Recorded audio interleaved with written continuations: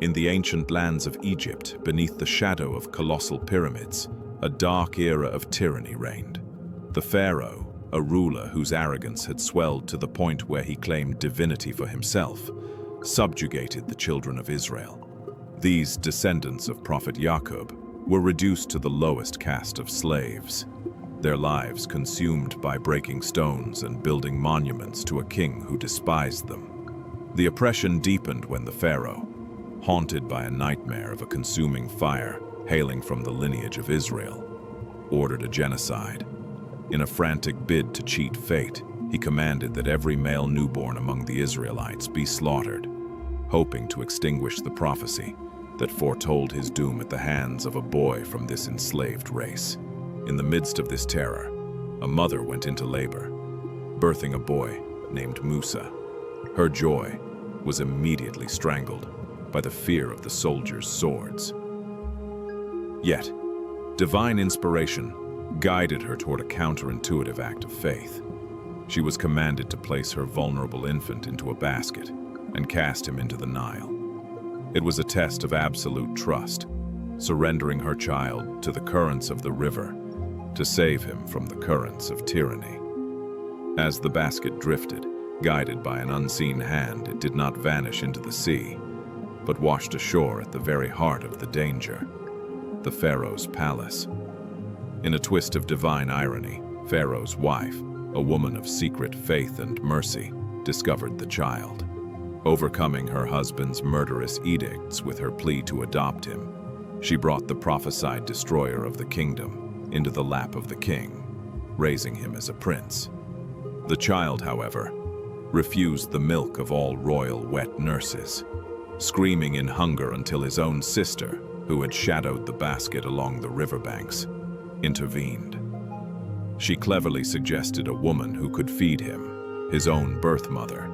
Thus, the promise of safety was fulfilled. Musa was raised with the privileges of a prince, but the milk of his true heritage, protected by the very man seeking to kill him. As Musa grew, he was gifted with physical strength and wisdom, yet he remained distinct from the cruelty of the Egyptians.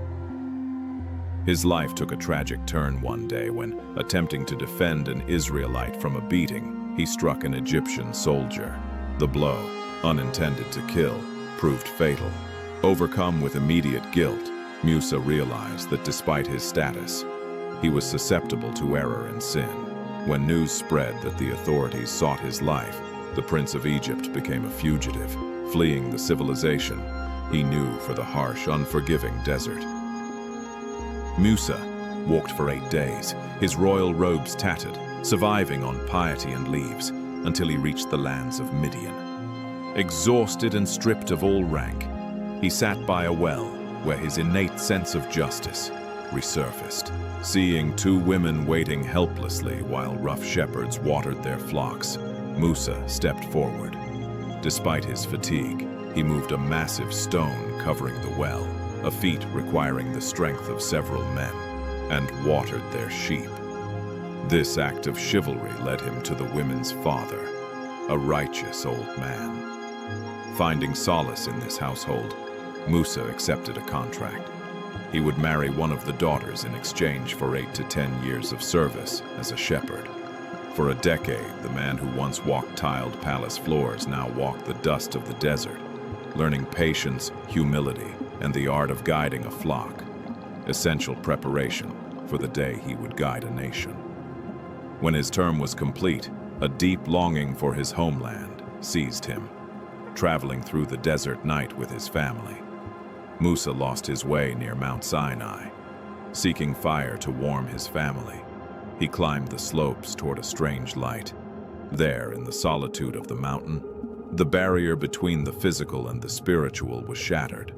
The burning bush spoke, not with the voice of fire, but with the command of the Creator. Musa was stripped of his fear and given a mission: return to the tyrant Pharaoh and demand the freedom of the Israelites.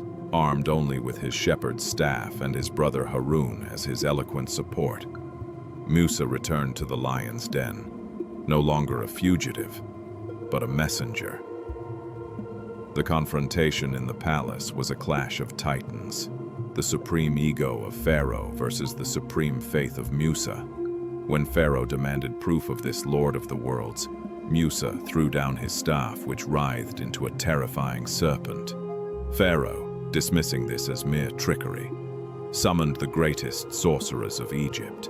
In a grand public spectacle, the magicians cast their illusions, filling the ground with phantom snakes.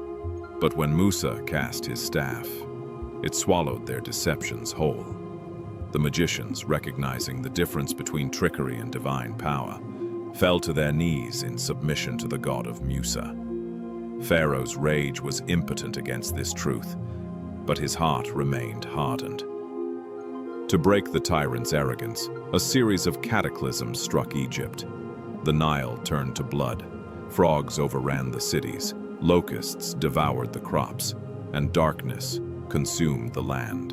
With each plague, Pharaoh begged for relief, promising freedom, only to renege the moment the suffering lifted. Finally, the divine command came for the Exodus. Under the cover of night, Musa led the Israelites out of Egypt. Pharaoh, realizing his workforce had vanished, rallied his chariots for one final pursuit. Trapped between the roaring Red Sea and the thundering army, the Israelites panicked. Yet Musa stood firm, striking the sea with his staff. The waters tore apart, rising like liquid mountains, creating a dry path for the believers. In his blind hubris, Pharaoh followed them into the seabed, only for the walls of water to collapse upon him. In his dying breath, the tyrant acknowledged the god of Musa, but the realization came too late to save his soul. Freedom, however, did not cure the Israelites of their internal slavery. While Musa ascended the mountain to fast and commune with God for 40 days to receive the law, his people grew restless. Swayed by a man named Samiri, they melted their gold into the shape of a calf, worshipping a hollow statue, merely weeks after witnessing the sea split for them. When Musa returned, bearing the tablets of stone, his heartbreak was immeasurable. He saw that while he had taken the people out of Pharaoh's land, he had not yet taken Pharaoh's idolatry out of the people. He exiled Samiri and commanded his people to repent, but their insolence continued. When elders demanded to see God physically, they were struck dead by a thunderbolt, only to be revived by Musa's desperate prayers.